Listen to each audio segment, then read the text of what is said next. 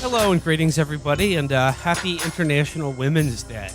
To mark this occasion, we have decided to highlight a film that's a little bit different. How is it a little bit different? Because it is the product of a female auteur, a writer, director, and star who is bringing, to the cinema a vision that is a purely female vision, unclouded by bro influences, judgments, or points of view. I'm talking, of course, about the new art film. I would describe it as You, Me, Madness, which is written, directed, and starring the wonderful Louise Linton, who you may know as being the wife of our former Treasury Secretary, Steve Mnuchin. And Steve Mnuchin is certainly part of the Chapo canon. Suicide Squad was one of our first big movie episodes, and he produced that. And did he produce this movie as well, do you think? I don't think he did, which is, I think, pretty telling. Like, keep me away from this shit, please. I'm only involved in good movies. I do see his touch here, though. Like, even if he didn't produce it, there is a Mnuchin sheen to it. The sheen, yes. Absolutely. That oh awful my God. flat sheen. I wouldn't describe it that way. I would describe it as a soul that the movie has.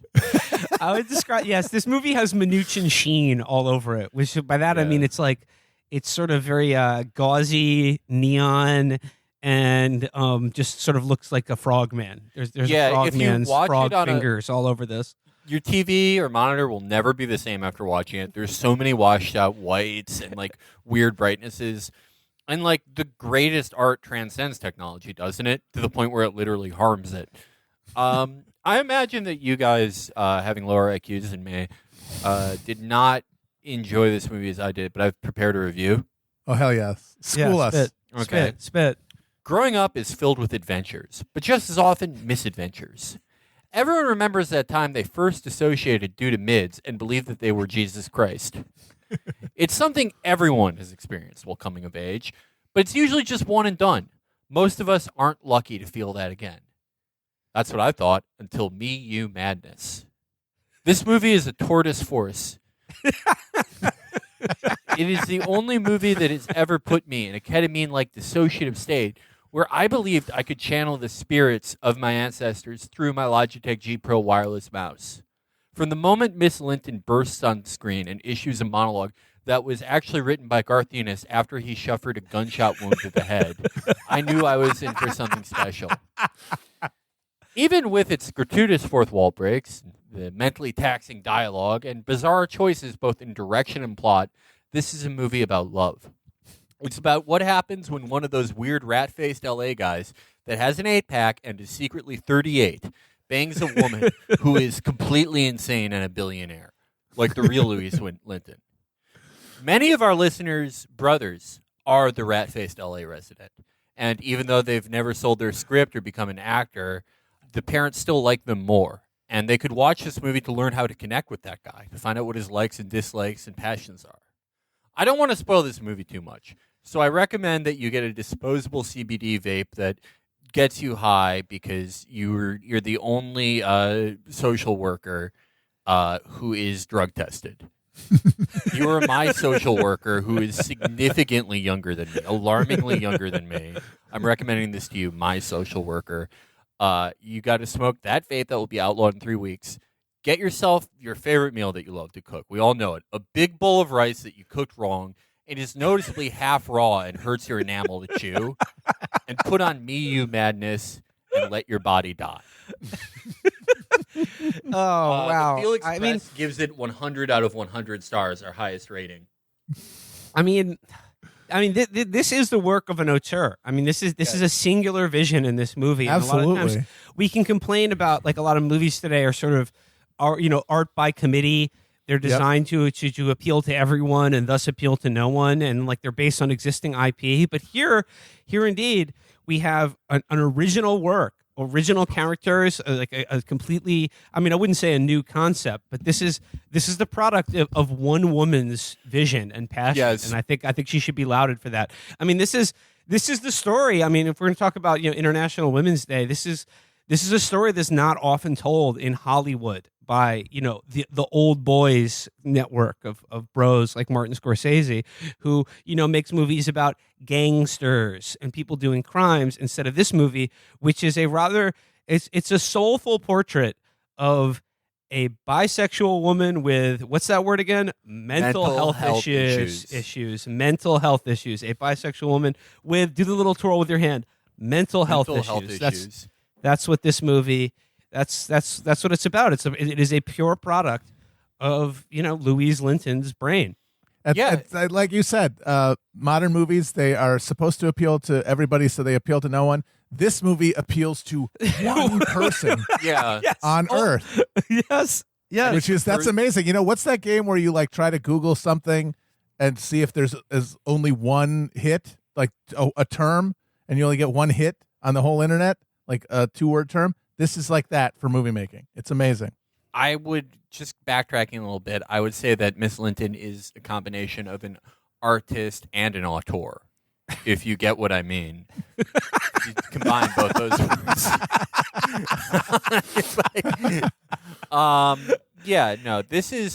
This is incredible. Like, how we talk a lot about how movies are like big budget movies like this one. This movie costs $13 billion to make, and it shows. They're like, you're supposed to get the maximum amount of people. You're supposed to get like every American who Tom pretends to be, and then like all of China and like half of the UK or whatever. So it's just like the maximum thing. This movie's for no one. Yeah. Nope. Except the person that made it and stars in it. It's almost commendable, because it is like, it's an anti-movie. It is. I'm not exaggerating here. Like, this is the most violently hateful, immoral, and repellent movie I have ever seen. Yep. It's amazing. And it only exists because this lady is rich. Yep.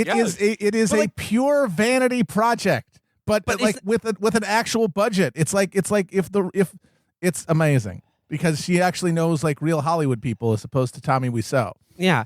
And like she's a terrible actress. There are basically only 4 speaking parts in this movie, and most of it takes place in one location. So it has a sort of a, what is it, like a locked room mystery quality to it, except there's no mystery at all. And it's funny, we're talking about just sort of bro movies and movies that bros love, and but in their love and affection for it, misinterpret the essential moral or artistic message of the film. Like, people who watch Goodfellas and think it's about, guys who are cool, being friends with each other, having fun, and just being the boss. This movie is exactly like that, but the movie that it's misinterpreting is American Psycho. Like, this is a movie for people who watched American Psycho. That very subtle movie that's hard to suss out what the moral point of view is and how it presents its characters. This is for people who saw American Psycho and were like, yeah, Patrick Bateman is the man. And in fact, living your life like him and having his exact brain makes you cool and funny and a genius. Yeah, she, at the start of the movie, she does like a Bateman-esque thing where it's like, I take good care of my body. I use blah, blah, blah. I'm up to, 1,000 crunches. But like this, they do this about 3 times, but during the second one, she goes, yes, and I know this is from American Psycho. Oh, there is so much meta much meta fourth wall breaking, and also like a very virulent strain of like what adds that meta context. A virulent strain of soy banter in this movie that is, a violently oppressive, but truly damaging. But also, my favorite thing about this movie, one of my favorite things about it, is that there's an overarching political message that's like the same. That like isn't. It's like the message of like Persuasion magazine. Yes, like, it is. You should be nice to people if they're Democrats or Republicans. Yep. Or you should just be nice to people. I mean, like I said, we can delve into the moral universe of this movie, which, like I said, is the bleakest and most terrifying thing I think I've ever encountered in any artistic medium. But it's just like, to describe this movie, it's just like imagine instead of having a screenplay or a plot, you would pad out 90 minutes with the person writing and starring in it. Was like, what if instead of writing a screenplay, I can just, through voiceover narration, simply state everything that's in my head, but set it to all of the most popular songs of the 1980s. Like, Felix, you mentioned this movie cost $13 billion to make.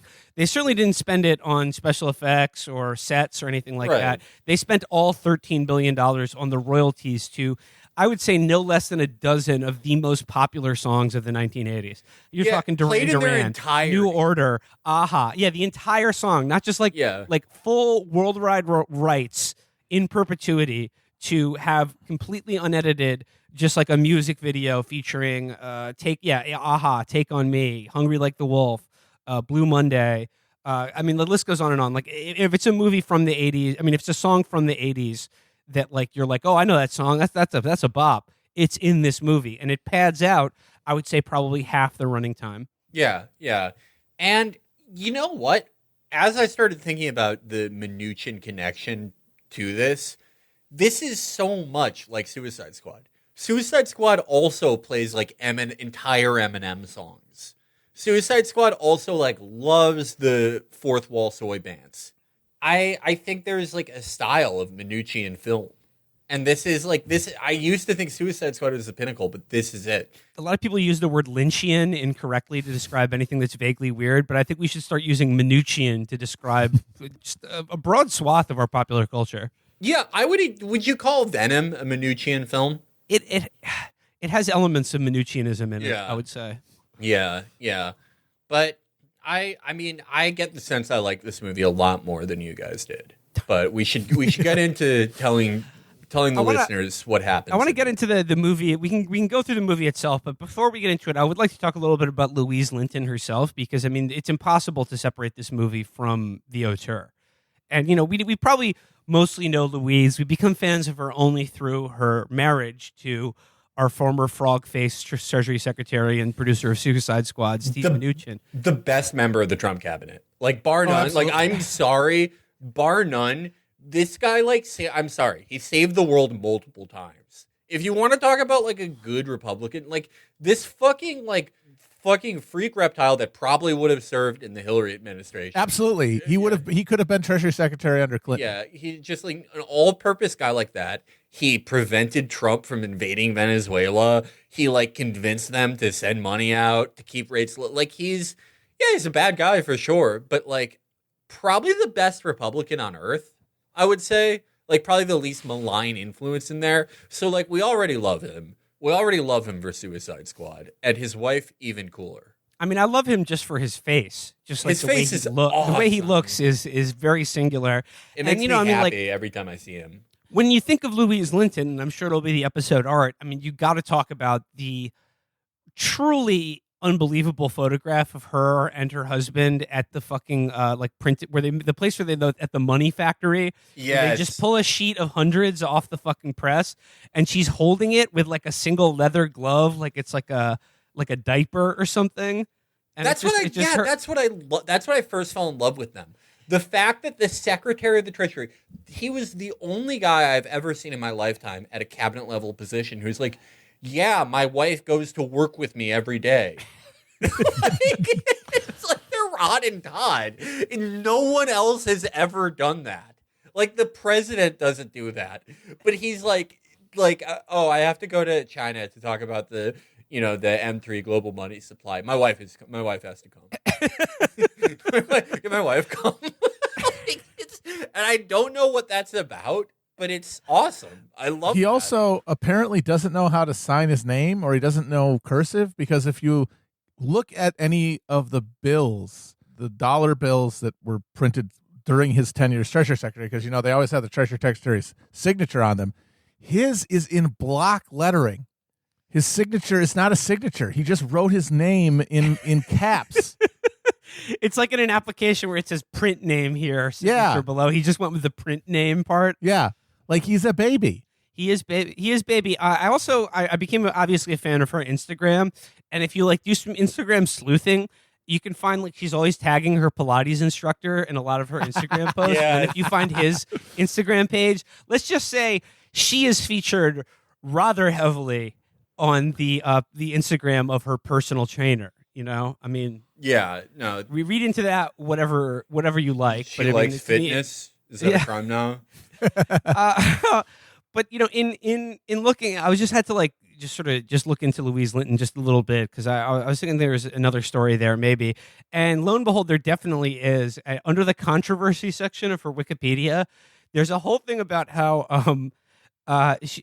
she wrote a memoir called "In Congo's Shadow" about the gap year she did as a 19-year-old in Zambia, where she was literally like the Instagram girl, like posing next to an African child with like the caption, like, hashtag their soul is mine or something like that.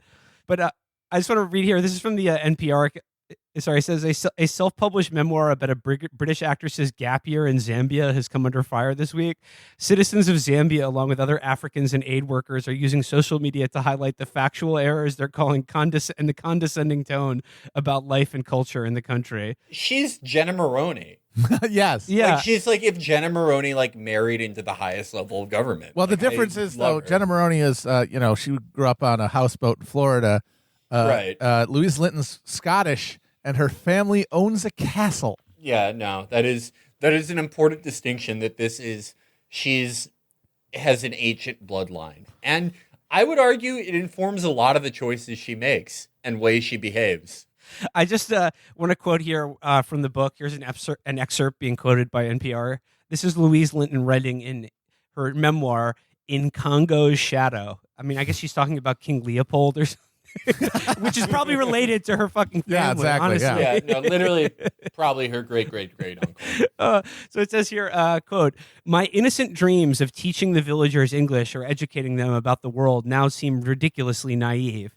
With a cheery smile, I'd waved goodbye to my dad and jumped on a plane to Africa without researching anything about its tumultuous political history or realizing that The history of Africa. I love her, dude. It's a land of contrast, I'll say that. or realizing that my destination was just miles from war-torn Congo. I still sometimes feel out of place. Whenever that happens, though, I try to remember a smiling, gap-toothed child with HIV whose greatest joy was to sit on my lap and drink from a bottle of Coca-Cola." Oh my god! A smiling, gap-toothed child with HIV whose greatest joy in life was to sit on my lap and sip Coca-Cola. I'm imagining that she's got like the glass bottle with the fucking like a baby nipple on the end and she's just sucking on it. She fucking rocks. I love her. She, according to critics, she mixes Zambia, Congo, and Rwanda, so many times leading to generalizations of Africa as one big country, something we have been trying to fight for a while now, a critic says. She also claims that there are child soldiers in Zambia, which during the time, which is just simply not true. What a humanitarian. But yeah, like, so yeah, so just try to keep like that paragraph about her time with beautiful African children whose eyes and souls lit up for the first time ever when they saw a gorgeous Scottish teenager teach them English or give them soda for the first time. Miss Louise, I have never read a word. Please help me. Of course I will. I didn't even know she was Scottish because when this movie started, I was like, why is she speaking with this kooky half accent that she goes in and out of? Like, is this a character choice? But no, like this movie is just her. There's no, there is no acting here whatsoever. This movie is just purely, she's like, what if everyone knew how cool I was? And what a naughty, cheeky lass I really am. And so I'm not just the Secretary of Treasury, the former Secretary of the Treasury's wife. I'm actually an insane woman with mental health issues and bisexual. Let's again clarify. The best person who has been in American government in the last 50 years is Louise Linton. Yes, yeah, both of them. Well, they're a deal. They're like they were both. Yeah, it's like what Bill Clinton said when they got elected with Hillary. It's you get 2 for 1. Yeah. I also looked at her IMDb, and she's listed as an actress, but her credits are rather threadbare. I mean, she's like been on an episode of CSI and Criminal Minds, and she was in the remake of Cabin Fever, and has had tiny parts in other movies, but it's only she has about like 10 or 11 IMDb credits as an actress. And one of them came because the producers claim that she was allowed to be in a movie called The Echo because her first husband who is a lawyer in L.A., who she's divorced a number of years ago, paid him $200,000. Love that for her. Yeah. How did her and Mnuchin meet? Have we ever found that out? They met at a let me find it here. They met them at a wedding. She met him at a wedding reception in 2013. They were wedding crashing together, I guess. They met over the shrimp puffs, and they got married during the Trump presidency. Mike Pence was the officiant. Oh, I remember that. Like like the second day of the Trump presidency, he was like, "Guess what, everyone? We're getting married." Yep. That was awesome. Tale as old as time. Yeah, that was Beauty and Minuch. you have to figure like any woman, any beautiful woman sees Steve Mnuchin, at the make your own Caesar salad concoction bar, and is like, "That's the hottest fucking guy I've ever seen in my life." And then I can't wait till his lips are all over me. You don't even find out till you marry him that he's a billionaire. That doesn't come in. You don't think about that at all. You're just like, I want him inside me. I want him to do that thing with his lip while he's just, we're doing that Mormon thing where the guy just sleeps inside of the woman for 8 hours. All right. Well, okay. So, like I said, keep all that in mind, and then let's go into the movie itself. Okay. So, God, I mean, it's really hard to describe because like there's not a lot of plot here, but like this is art. This is not about plot. This is about vibe. No. This movie is about a vibe, and the vibe she's going for is an unbelievably wealthy woman who has all the best clothes, furniture, cars, jewelry, everything, but also in addition to her job as a hedge fund manager where she kills people, through the economy, she also murders them for fun for herself because like this is the way she blows off steam is that like she's addicted to drugs and exercise, and it's just like everything about this movie is just wealth pornography, but it's like the gaudiest, ugliest kind of wealthy person you can be. Yeah. It's like most of the movie takes place in this house that looks like a fucking it looks like an air conditioner like built into a Malibu hill. It's like one of the ugliest places I've ever seen in my life. It's awful. Yeah. And the thing is, like, she also there's another really important thing about this movie is that she has to have a different outfit in every single scene she's in. Often in scenes that take place like concurrently, like 5 minutes of film reality time have elapsed, and she's changed outfits like 3 times. And every outfit looks like dog shit. Half the time, she looks like shit. She's got a fucking like a coat hanger stuck in the back of the fucking dress, like just insane shoulder pads and shit. Huge boots. So I had a friend in Chicago who he was like quite a few years older than us when we were in high school, and like you would go to his place and there would just be random shit there. Like there would be like a huge fish tank or like a slot machine from a casino. Or like a seat from an airplane. And it was like, how did you get this? And it was like, he would just find a way of revealing that he basically stole it without admitting that. And he kept these like little like airplane bottles of like vodka and Captain Morgan and shit on top of the slot machine. And because we were like, 17, 16, we're like, can we drink these? He's like, no, these are collector's items. And that guy, he was awesome, but like also like he was one of those guys, like we've all known someone like this who like their plan is to like get horribly injured by like something like the government or ExxonMobil does and sue them, or like just find a big bag of money. And the design of this movie is if that happened, if any guy or girl like that just like fulfilled their dreams of finding like $500 million like in their backyard. It is all the shittiest things you could buy if you were a billionaire. Everything is like strangely boxy and has this weird like candy coated sheen on it. And I like how unabashed it is in its awful taste. But this movie is not self-aware of that at all. It's not like it's playing. It's not like it's playing with your perception and like presenting the wildly like out of skew both morality and personal taste and like character like it's presenting you like their unfiltered perspective on their own life, but like in a No, self-aware you're supposed way. to think they're cool. Like no, like Yeah. you were absolutely supposed to think that she is the height of success, wealth, luxury, sexiness, wittiness, and being the best murderer ever.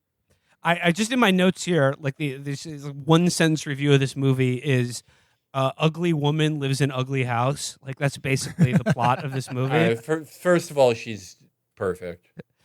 But yeah, that her taste, her house suck. She does kind of look face-tuned. We got to admit that. Oh yeah. She's one of those people that's real life face-tuned. So yeah, it's the movie begins and like she's at her job and she does the American Psycho monologue because like And even says that. She says, like, Yeah. this is the American Psycho. We've said before that like a cardinal sin of movies is don't reference a movie that's better than the movie you're making. And they reference literally hundreds of films in this movie, and every single one of them is better than it. And by reference, I don't mean like quote it visually or make a subtle allusion to. I mean, just say the name of it. Louise Linton will turn to the camera and address you, the audience, and say, "Doesn't this remind you of Texas Chainsaw Massacre, that movie we all liked?" Yeah. And I can't stress this enough. 90% of the words spoken in this movie are in voiceover narration dictated by Louise Linton. There's very little dialogue. It is mostly just her unfiltered thoughts telling you about how cool and good her life is. One of the first things she does is that she's at her desk and there's a spider climbing on one of her orchids, and she has a monologue about spider copulation and about how male spiders are so horny that they'll risk having the female kill and eat them. And then she just takes the spider and eats it. She just pops it in her mouth. She's a twisted psychopath. There's no two words about it. Yeah. She's like the jocker. Yeah, she's a lady jocker. It's true. Yeah. More than Harley Quinn. Hey, I'm rich and successful and glamorous and also a fucking psycho. So like, I guess like the plot, as you know, as it exists, begins where it's like she comes home from her job, just accumulating wealth. She loves getting money. It's the best drug in the world outside. It's the best way you can get your rocks off outside. Getting your rocks off with a girl is getting money and creating more slaves for the afterlife. So the plot kicks off. She's home for the weekend, and she makes clear that like the weekends, I work 80 hours a week, so I can spend the weekends on me time. It's me having fun and just being decadent and excessive. So she gets home, and who's waiting for her at her home but former star of Gossip Girl and recently canceled actor Ed Westwick, who is sort of Yes, this like sir. he's the aforementioned rat-faced LA guy who is showing up to this fucking, like I said, air conditioning box mansion in the Malibu Hills because she has put an ad for a roommate on Craigslist. And he's showing up to rent a room from this absurdly wealthy woman. And you know, it's also at no point is there any tension about like, oh, like what's this guy's real deal? Because she just tells you in voiceover that he's a petty thief and a con man who is only replying to the ad to case the joint to steal from her. So like we're well aware of what this guy's deal is and the fact that she's aware of it from the get go. So like the idea that this is any kind of like I know in her mind she thinks this is like a very like sort of elegant and sophisticated cat and mouse game between the two of them, and they're like, oh, are they going to fall in love or not? But no, it's all just right there up front from the beginning. There's no tension wrung out of any of this at all. So like he's this like shitty LA guy. How would you describe him? I mean, all I notice about him is that he has a flannel shirt tied around his waist for the entire movie, but is also wearing he's wearing a grunge guy tied around his waist flannel shirt, but also is wearing like $800 a pair like fucking like designer jeans, you know, the kinds of like sort of the knee pads on them that are Yeah. He looks like it's like what a guy who never left Indonesia would be like. Okay, describe a cool American. But yeah, no, he is rat-faced LA guy. Ed Westwick has one of the rattiest faces. It's amazing how far he went. Yeah, it's crazy. He looks like he should be gnawing on drywall every single scene. He's in. But I feel like I have a theory that all the rat faces matriculate into LA. There's something about like the toxic air and water that is calming to them. It's like how rats sometimes, like if you've ever had a basement, you can sometimes get an awful stench because rats, like something about the walls, they like burrowing in and then not being able to get out and dying there. And that's what LA is to guys like Ed Westwick. And this movie is its stench. and there's a beauty in death. But he's supposed to be like a shithead, like millennial who doesn't try that hard, but is really hot and is actually a really smart guy, but chooses to be amoral. Yeah, so he's a con man, and he's looking to rob this rich lady who's dumb enough to let him stay at her house. But I had one note here in the screenplay, because written by Louise Linton. There's a really funny part where she offers him a drink, and they're like having cocktails together, and Ed Westwick's character says to her, "You can really hold your booze for a wee gal." And it's just like, there's your Scottish brain coming out. No one talks like that in America, you stupid idiot. She's just like, for a wee lass, you sure can knock back your martinis. Yeah. And it's just like, that's the way she thinks people talk. Because again, none of these characters are real. They're not even trying to approach a real person or depict anything outside of Louise Linton's brain. And that's why I think it's kind of brilliant. Yeah, it speaks to the utter obviously narcissism, but isolation of people of that kind of wealth. They don't interact with people. The only people they interact with are essentially servants, like people who cannot even look them in the eye if they want to get a paycheck. So they don't have human interactions. Yeah. So they're like, oh, I'm going to make a movie. Of course, it just has to be what if it was about me, but I killed people? And then, well, what about, all the thematic elements and aesthetics? Well, I'll just reference all the movies that I already saw. And just to make sure nobody thinks that's derivative, I will say that I'm ripping them off, which makes it postmodern and smart. I would argue the fact that this is the only movie I've ever seen that completely takes place in someone's own mind. Yeah. That is postmodern. That's not what they were intending to do. They're just like, oh, I'm a cool woman making a movie about how cool I am. When really, as you said, it reveals her singular loneliness and isolation from. I mean, that's those personal trainer photos. Neoliberal Dad on Twitter is another big Mnuchin head, and he's one of the best Mnuchin experts out there. Yeah, he's a Mnuchin expert, and he always sends me great Mnuchin stuff and great stuff in general. Very smart guy. But he loves showing me Mnuchin with her trainers, as Will alluded to. And it made me think about that stereotype about the rich younger woman fucking her trainer, right? And the more I think about it, and after what Matt said, I don't even think that's because they're hot or whatever. It's because it's that's the closest thing to a normal person. Yeah. They can talk to. That's That's the only type of validation. Yeah, it's the only attractive man that you have anything close to a even relationship with in your day-to-day life. Yes. And this movie portrays that not in her fucking her trainer or something, but the only person she interacts in this movie that is on anything like a human or friendly level is the Vietnamese man that she berates into doing her nails on his time. And she makes this nail salon guy come to her apartment because her gel manicure got chipped, and he has to come by on Friday at 6:30 to fix her nails. And then they have they just do they quiz each other on Trivial Pursuit while he's doing her nails. But it's only the people who serve her that she has any real human interaction with at all. And another part about her character and Louise Linton in general is that multiple times in this movie she states outright that she is a borderline personality with sociopathic and narcissistic tendencies, but she says it like it's an achievement, new character mode unlocked. I had to work hard to get this narcissistic and borderline. I love that because it's one of my favorite things, and it's happening more now than it used to, is when a woman lies how a man does. It's pretty rare. Most male lies are oh, yeah, no, my parents took me to the doctor when I was 10. I have the same disease as Dexter. I'm a psychopath. I'm crazy, but I only would want to kill bad people. I actually got turned down from the army because my heartbeat was too low when I was watching footage of beheadings. I got a scholarship for playing soccer, but I got bored with it. I've fucked every woman I've met. The real Chris Kyle taught me how to shoot guns, blah blah blah. Women lies are weird and have to do with some insane social thing that you have no idea what it is, and are part of a larger social machination. But sometimes, and this is still rare, a woman will be I'm thinking of some of the amazing woman lies I've heard. Because I've only known like you two- look great in that outfit. Honey, slay. You look wonderful. Well, yeah, that's like usually what the woman lie is. It's Yeah. like, well, the meanest thing women do. Men and women have different meanest things they do, but the meanest thing a woman does is when they have their friend that's ugly, post a picture where they look terrible and they're like, "You're perfect."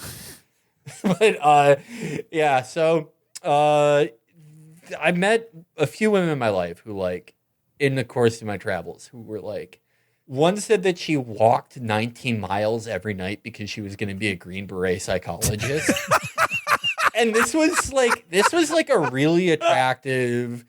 She was like early 20s. We were both in our early 20s, and it was like, wait, what? Rewind. It's like I thought that was a one-off, and I've since met like one other person that does this, and I love it. It's so I think it's a product of like the internet and how now even like a hot woman can be as socially isolated as a man, because that's all this is. This is all just like a very childish attempt to impress and intimidate and win people over. That's really all that like that insane type of lying is. And like now even like, yeah, really pretty women will do it. And Louise Linton channeled that. And I love that. Like I'm a big believer that you have to like hold on to every weird bit of culture. You have to preserve it. You have to let people know it existed, because otherwise you'll miss a rich tapestry of the world. And in my ideal archive of the arts, this movie would be there for that reason. Well, so as the plot develops, so she drugs Ed Westwick. She like roofies him with a martini, and then like he passes out, and then she begins preparing for. Talk about a reversal of fortunes for Ed Westwick. She begins preparing for a fun evening of murder and hijinks, and and then Ed Westwick he sort of like wakes up, and she has invited over to her apartment like one of the other only characters in this movie, which is just a really hot Chinese woman that she is bisexual and mentally ill with. Yeah, I love that. It's just like, that is so like 13-year-old boy. Oh, you think I'm cool? You haven't heard the best of it. I fuck a Chinese lady. And she's got sexy tattoos. She has sexy tattoos. And then if ripping off American Psycho blatantly wasn't enough, this movie also makes a point that Louise prepares a wonderful Michelin star meal for her girlfriend and Ed Westwick, but out of human bodies. And she makes him eat a guy's testicles, and he's like, "This is really good." And she's talking to her girlfriend in Mandarin, where he's like, "Can you believe this ignorant pig is eating another ignorant pig who's a man?" I want to talk a little bit about like the American Psycho, because I feel like they reference that more than any other movie in this. American Psycho is one of my I love that book. I feel like people like improperly appraise it because Bret Easton Ellis is annoying, which like show me a fucking author that isn't. Yeah. But the book and the movie are both great for different reasons. They're both hysterical, I think. The book is, I think, particularly funny, but they do have like the common thing in both of them is the point is like Patrick Bateman's a fucking loser. Yeah. Like he's not cool. He's totally vacant. Everyone makes fun of him. He sucks. He's the biggest defining feature of Patrick Bateman is that he's totally vacant and has no qualities. And it's so telling that she's like, yeah, I'm cool like Patrick Bateman, who's the biggest loser in that movie and in that book. So he's being wined and dined by these two sort of female predators, and but because he's a dumb guy, and like the thing is like also his friend is calling him to be like, yeah, like have you done the job yet? Have you done the crimes that we're planning to do to this woman? He's like calm down, man. Like I'm working on it, but like there's something there. Like I think she digs me. Like I think she's gonna let me smash or whatever. And the guy's like, don't forget, you're here to do crimes. So like, but he's obviously sprung for Louise Linton and the possibility of having a threesome with her and her a beautiful tattooed Chinese lady. So then what do?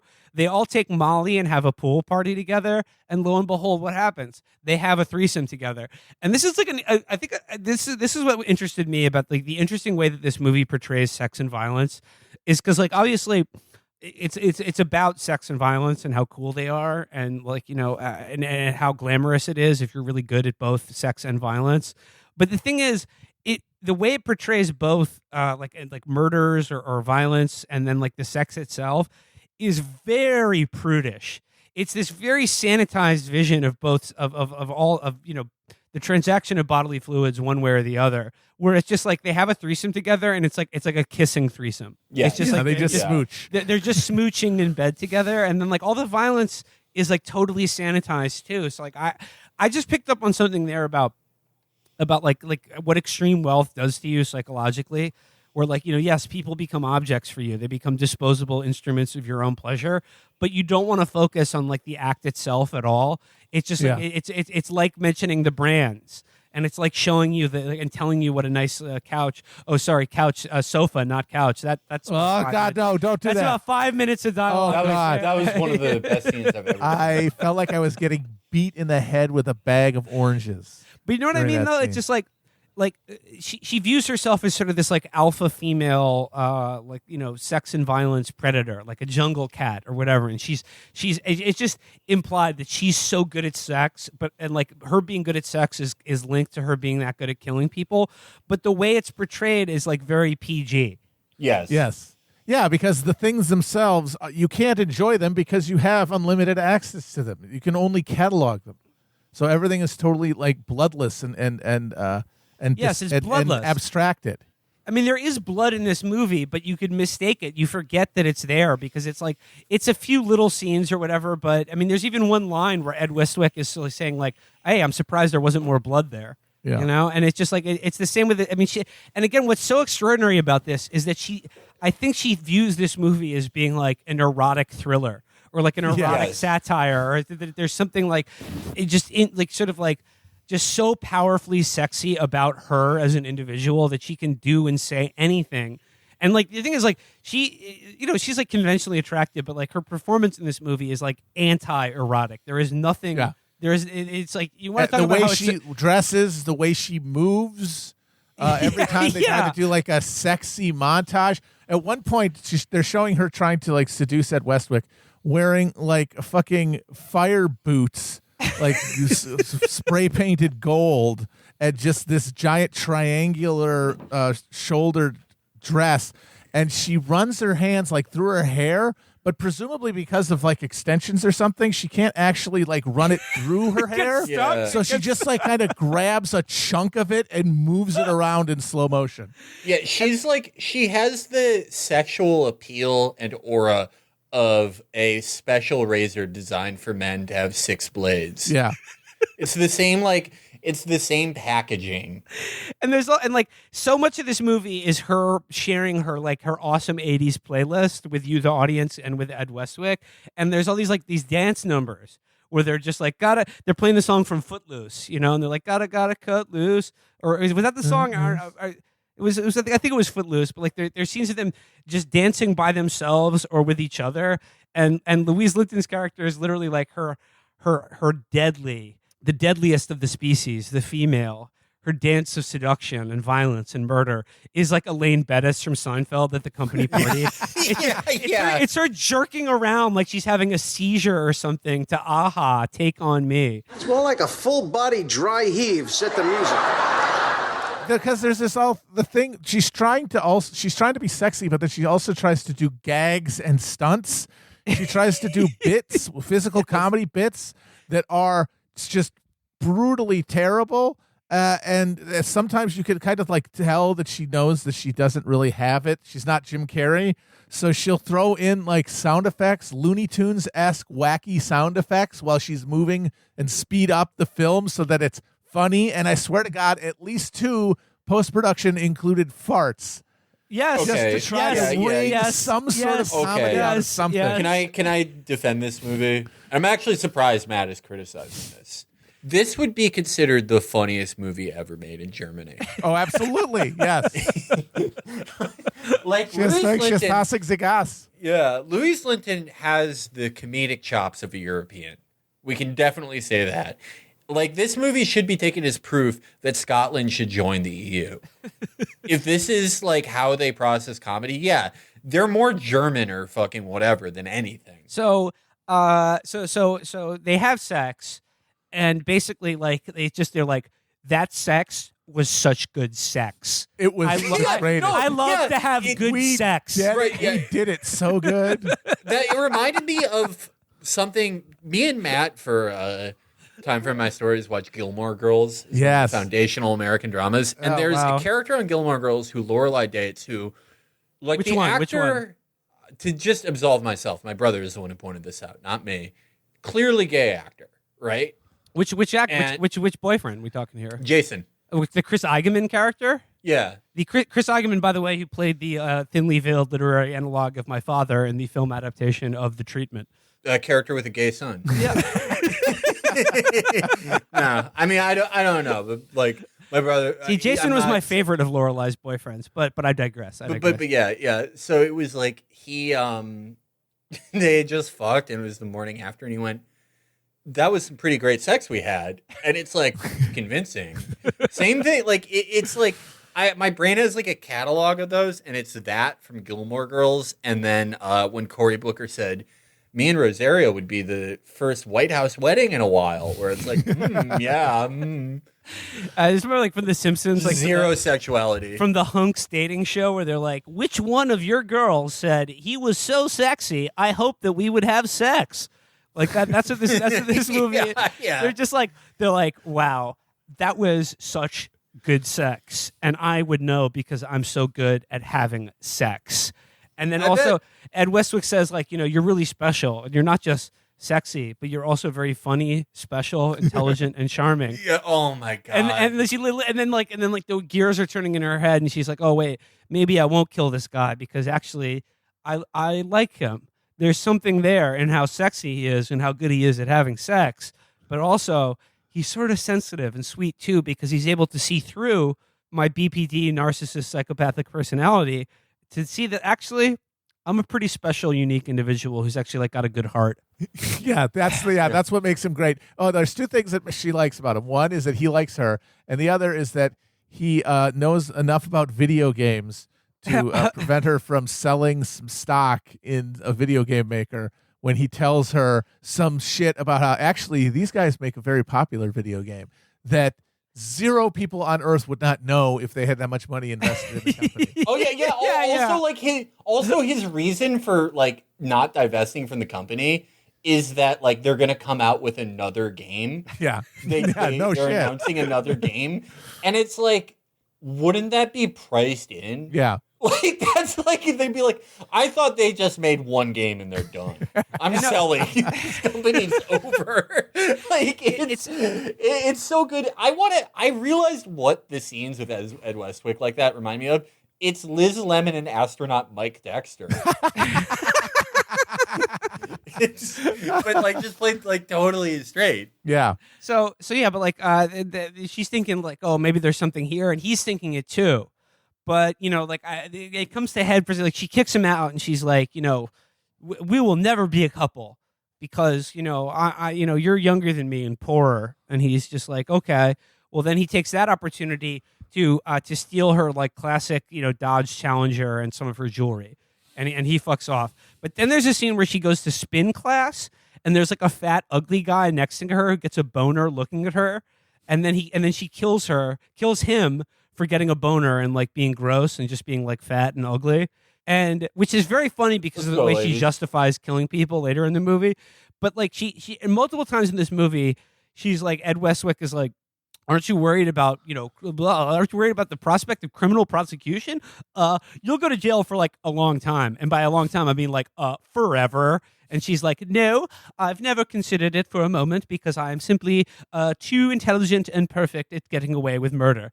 And then she murders this fat guy from the spin class in the parking lot of the spin class center and just like beats him to death with her handbag, with her bare hands, and then like barely can get his fat ass in the trunk of her car. And it's just sort of like... Yeah, she's pulling at the thing for like 20 minutes. This is not good OPSEC. This is not That's like a planned, calculated murder that you like set up to avoid being caught doing. Prez-Belusky from The Wire could be reinstated on the force by solving that murder.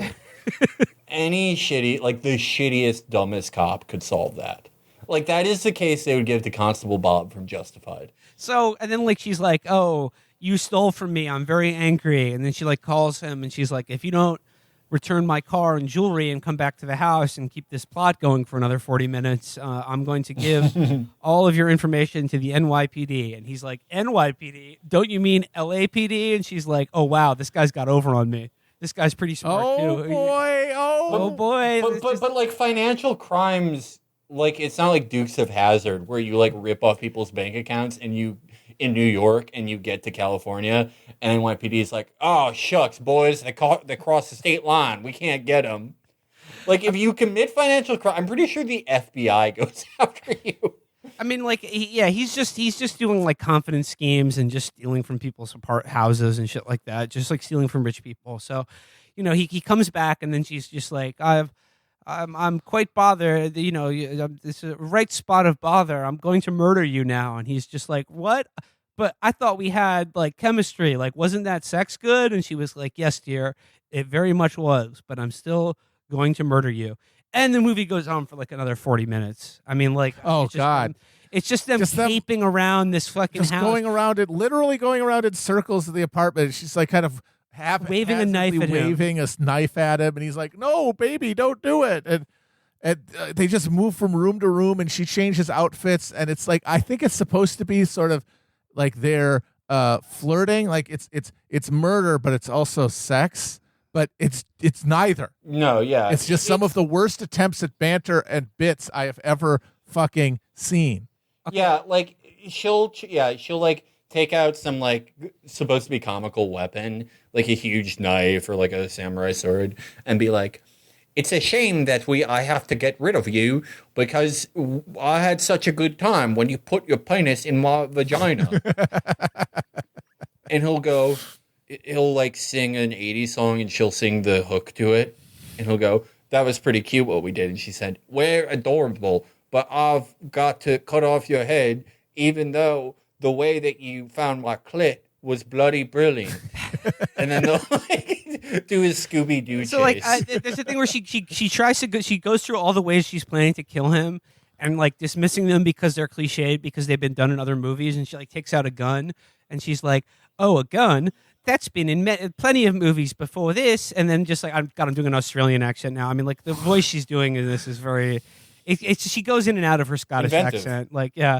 And then she literally like lists every movie that's featured a gun, and they speed up the dialogue. So it's like even more meta, and it just like, you know, John Wick, Dirty Harry, Die Hard, just like, it just goes through it. And then she like settles on using nunchucks and explains what nunchucks are and then doesn't use them. But then I want to get to the point where Ed Wiswick is basically like, he's like, "Oh, why are you trying to kill me? I thought we had chemistry. I thought we had like a zing." And they're like, "Yeah, we've got a zing a ding, a zing a ring a ding do, a zing a bup, zing a down, zing a up." Like, no, that's 5 minutes of dialogue. I'm not exaggerating. That's 5 minutes of dialogue. There's another 5 minutes of dialogue where they just go back and forth on whether something is, as I alluded to before, a couch or a sofa. No. And he goes, "You know, if you take one step further, I'm going to pour red wine on your beautiful Italian couch." And she's like, "It's a sofa, dear." And he goes, "Couch, sofa, couch, sofa, couch, sofa." And they just said there's no embroidering it or adding bits or detours. It's just them saying it back and forth. It is so abominable. Holy shit. So at one point, Ed Westwick, as he's being, you know, sort of as they're literally running in circles around her house, discovers her like garage freezers that are just filled with body parts. And at this point, you think like they would make some nod to the fact that like this has gotten either you would push it to it's so absurd, and then like a sort of like a splatter kind of like Peter Jackson kind of thing, or there would be some intrusion of reality to be like, "Hey, oh wait, this lady's actually like a fucking mass murdering homicidal maniac." And then like Ed Wiswick is like, "You know, how could you do this? How could you kill all these people?" And she starts explaining that all the people she's killed are bad people. And so she's doing like a Dexter thing. And like up until the movie, like we've already seen her beat a man to death just simply for leering at her and being ugly. And then she tries to justify what she's doing by claiming that every one of her victims was either a sex trafficker, a member of Al-Qaeda, a child pornographer. And then they get like, even like she kills a guy for street harassing her. And then she says she kills a guy for being Republican, which is really funny considering who she's married to. But then, of course, she says Democrat. She says Democrat and independent as well. She says she kills someone for leaving a dog in a hot car. And I know it's supposed to be funny. I know it's supposed to be like this is absurd bants we're doing here, but I think that this scene really does reveal. Okay, this scene, and then later, she justifies it by saying that she's saving the taxpayers of California $7.5 million from like what the trial or like housing someone in prison for the crime of like littering would cost them. And I think that this is a sincere expression of like how Louise Linton views the world. And like how she views like the ideal of like philanthropy and like what the role of Steve Mnuchin and wealthy people in American society really is, which is to save taxpayers money by exterminating the unworthy. Yes. Yeah, everyone has like a dollar value, and if you fall below a certain threshold, you just get written out of the equation. And you know, That's for when the she good of says everybody. I've saved the good taxpayers of California $7.5 million, and then like looks directly at the screen and goes, "You're welcome, California." And then Ed Westwick looks at her and he goes, "Thanks, Catherine." And she goes, "You don't pay taxes. Shut the fuck up. You're not worthy. You can't thank me for all these people I've killed because I didn't do it." Yeah, for you don't even. You're not a stakeholder. And this You is where remember like when she would clap back on the haters on Instagram? Oh And yes. she would, her thing that she would say, like her standby was, "What are you doing for the country?" Yeah, because she It's said, like, I pay more taxes than you do. Like that, and that is a very common rich person thought, which is we pay most taxes, which they have the most of the money, and so they really do think that gives them more of a say and makes them more. Like it even makes them more philanthropic in a way because they're contributing to the general welfare with money that they're required to give the government. and that they spend every waking minute trying to avoid doing as well. And pay less money in taxes. Like, you know, there's a whole industry that exists to help them do that. And then it's revealed that, you know, the connection between them, the reason that she invited this like seedy con man to like rent a room at her place in the first place is because in his prior crimes, Ed Westwick has ripped off her grandmother, who's like the one person that she is like a family member that's in her life. So like that's why she was going to kill him, because he stole from her grandmother. And like I just like when it introduced this whole idea about like there's like a moral project behind her mass murder. Yeah. I thought like it was so absurd that like the movie was going to some place where they would be punished for this. But no, that's not what happens at all. It is they are unambiguously, like without any caveat or like in any way, shape, or form. This movie ends up at a place where they are unambiguously celebrated for killing all these people, getting away with it, and leading a fantastic, happy, and love-filled life. Because they found love. My favorite moment is that she says that she stopped lying to her therapist about her mental health issues, and they have her on a bunch of pills that don't make her want to kill people anymore. So it's okay. She just tuned up the old brain chemistry. She doesn't want to kill and eat human beings anymore. Also, them getting together involves her agreeing to overlook the fact that he stole her car and ripped off her grandma, and him overlooking and forgiving the fact that she killed hundreds of people and secretly fed him some of them. Those are the two things they have to like let go, bygones be bygones about. They get married at the end of the movie.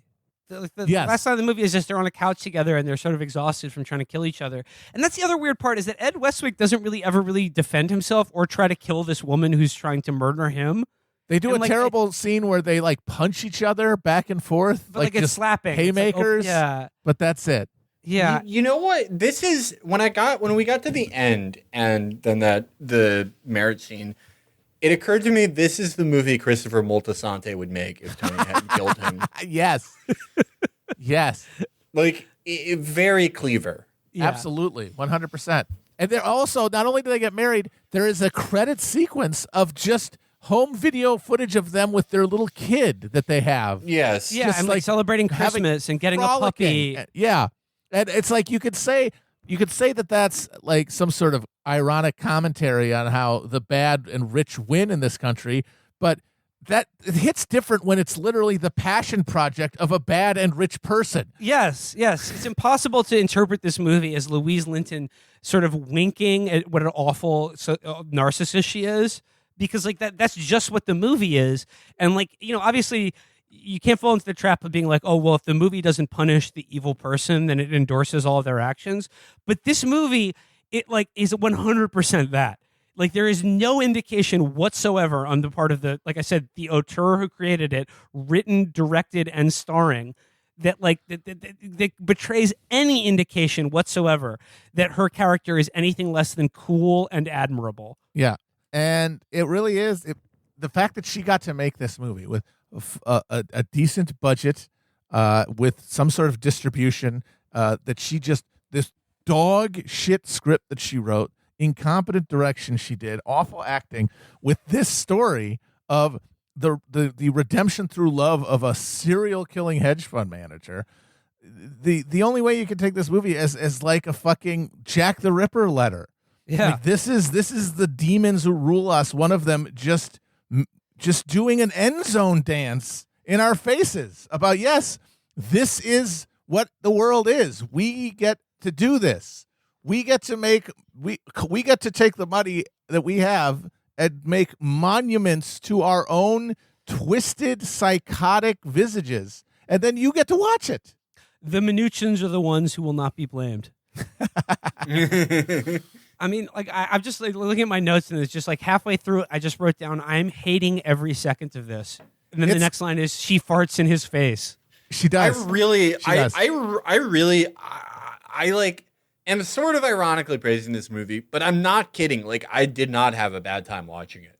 Like, I think this might be sort of like a litmus test in types of people we are, but it was so fucked up and like disconcerting that I was like, this is like, I love this as like, I forget if it was you or Matt who said it, but it was a very insightful thing about Christian movies where the best ones, you see the huge gulf between what they wanted to do and what they were technically and artistically able to do. Yeah. And I felt the same thing here. I really enjoyed watching this. I really enjoyed it because I can safely say it's not like anything else I've watched for the show or really like ever. That I think is for sure. The only thing that would be like this is like, you know, in those Central Asian countries where the same guy's been in charge for 50 years and everyone worships a statue of him. If like when they make movies about themselves. Yeah. That's the only comparable thing Yes. I've ever actually seen one of those. Yeah. Because there are movies that are by, like, they're vanity project movies by maniacs and narcissists, but there's usually some budget restraint that gives them a charm, if nothing else. But because there's like an underdog element to it, even though Tommy Wiseau, had secret millions of dollars that he got from organ harvesting in Poland or whatever, allegedly, his shaky command of English and the fact that he didn't know how to make a movie and basically rented a crew, that give it that charm. This is a professional, sleek production made by this person of just unlimited wealth.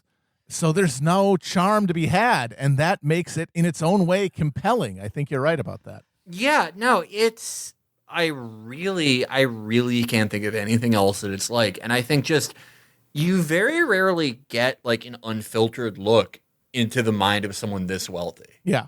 Yeah. Every time they meet you in the world, it's going through 50 layers. Think about like the sort of like lovable but stern science guy image that like Bill Gates has, or like I go to the same diner and live in the same fucking shitty house, Buffett. Warren Buffett, or even like, you know, centimillionaire or like low billionaire people who are more in the sphere of entertainment, somewhat like Linton, where it's like, oh well, I have a charitable organization where I fucking teach girls how to sing or some shit. This is what they really are. And to that end, I kind of wish more people would watch it. I mean, for me personally, every second of this movie felt like I was getting a tooth drilled. But you're right; like it is useful in giving you like probably the most honest and like unfiltered approximation of what goes on in like the mega wealthy's brains and their worldview. I watched two kind of propaganda films this weekend. Right? Like, I watched this, but the movie I watched before was Hero. You guys have seen Hero, the Jet Li movie, right? Yeah. I love that movie. It's beautiful. It's like one of the most beautiful movies I've ever seen. The characters are great and tragic, and the choreography is like some of the best I've ever seen. The soundtrack's amazing. It's brilliantly directed. One of my favorite movies.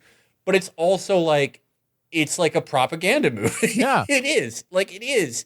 It's a propaganda movie in that, like, hey, we all have to unite we're one people. We all have to unite under this one banner. We need order. Even if someone's a hero, they still have to die for the greater good. Like, one China going forward forever. And I would actually argue that this movie is that, but for the super wealthy. But the gulf between them is so insane and sort of reveals, like, this is the future of America. Just sort of hyper rich individuals creating either heavily filtered or very rarely like this, very naked portraits of their own fucked up psyches versus Hero, which is about the collective. Yeah, because this is one rich person using their money to make a movie. It's like fucking Citizen Kane's girlfriend. Yes. Yeah. But I mean, but as propaganda, though, I mean, like, it's hard for me to imagine the utility of this towards the ultra wealthy, because at face value, it is one of the most, like, hateful and poisonous depictions of, like, of a worldview and a single individual I've ever seen. There's one line at the end of this movie that was, like, so stunning to me, certainly in light of her marriage to Steve Mnuchin, is so that they're married at the end, and they're both doing a monologue that, like, echoes what she did by herself in the beginning, that, like, lays out all of the poisonous ways that she accrues her Croesus-like wealth and all of the stupid, like, spin classes and she does, and, like, the products that they fucking buy and the clothes they wear and all that dumb shit. And they're lying in bed together, and, like, again, breaking the fourth wall, Louise Linton looks right at the camera and says, "The authorities have not caught up with me, for which I'm grateful." And it was just like, can we screen this movie for the FBI? Can we just show them this movie and be like, look what they're doing? Like I said, they're high stepping. They're high stepping into the fucking end zone. Well, yeah, no, that's the thing. Like, they both present these ideas that are, like, if you just presented them on their face, would be not as palatable to people. And for Hero, it's like, you may have to die, you may have to suffer for a collective project, for our unity, for our path forward. And that's like, you just take any guy out and you're like, hey, would you accept on any given day being killed by a bunch of arrows to protect the emperor? I mean, and it's like, no, but it's done in such a way that it's like, no, that's beautiful. He had to do it. They both had to do it. And in this movie, it's like, anyone who isn't us should die as part of my personal growth. Yeah, and you know what? That's propaganda in the sense that it's an advertisement for the fact that it doesn't have to convince anybody anymore. Right. Yeah. We have the money. You can't stop us. We get to make this.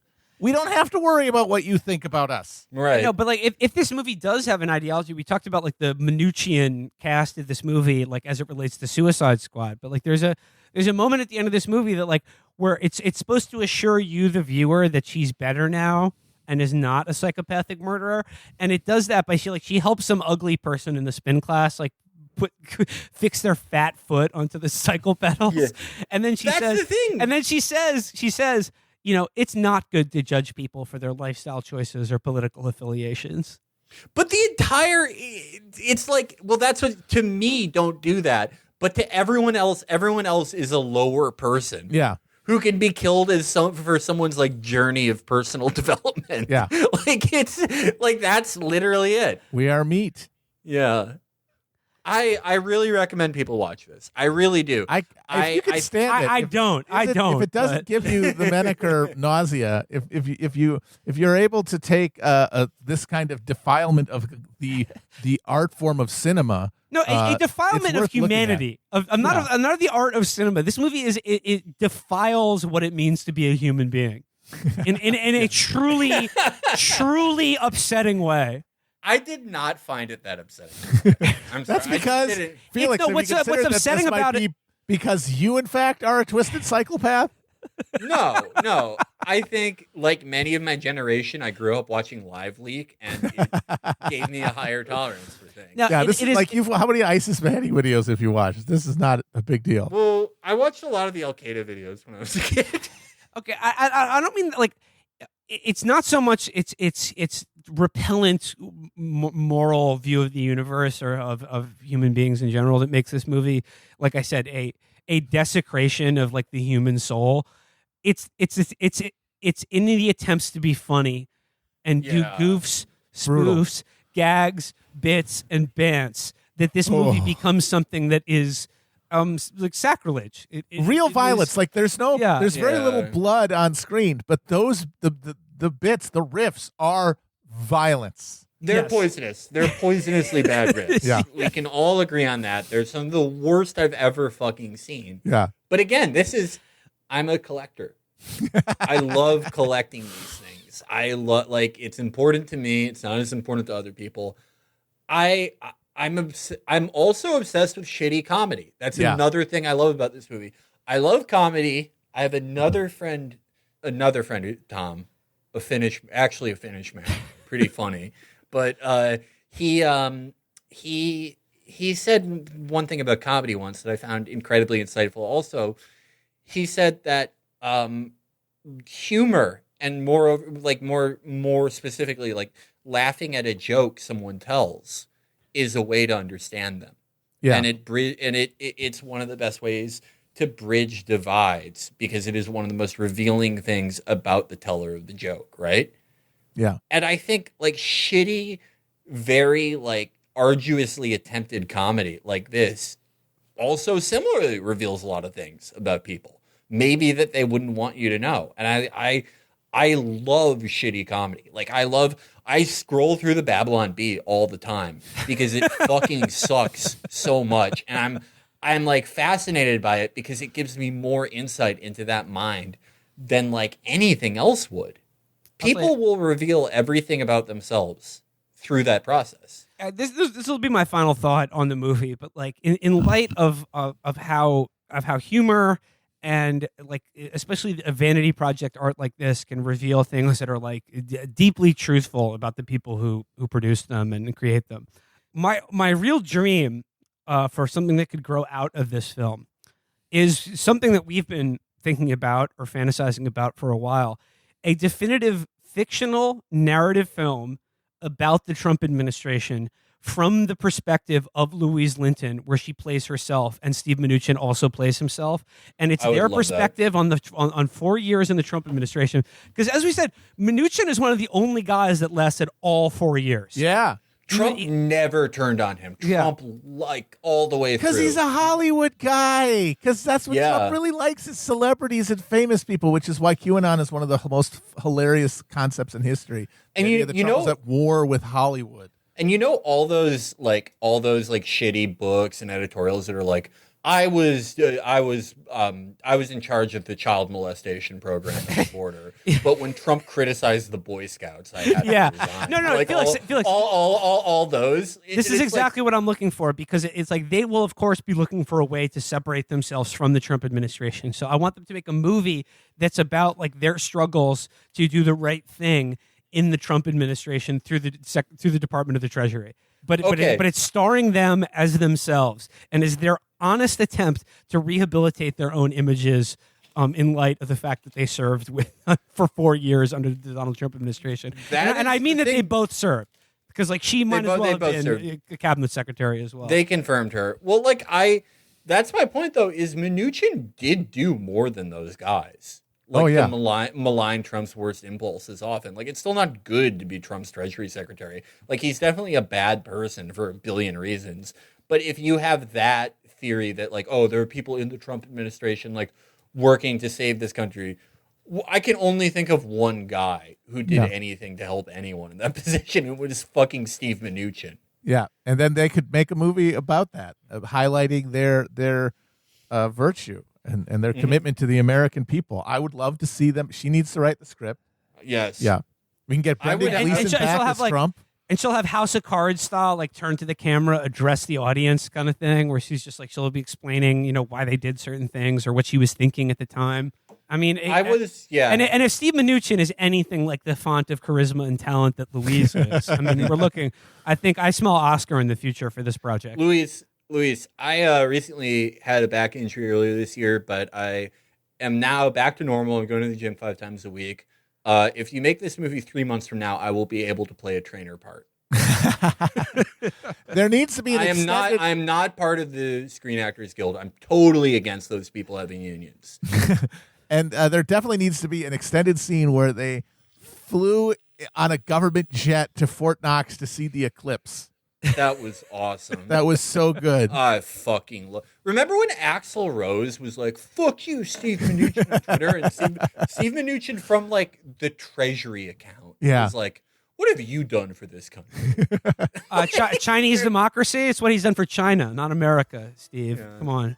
I would love to see that movie, and I hope this is not.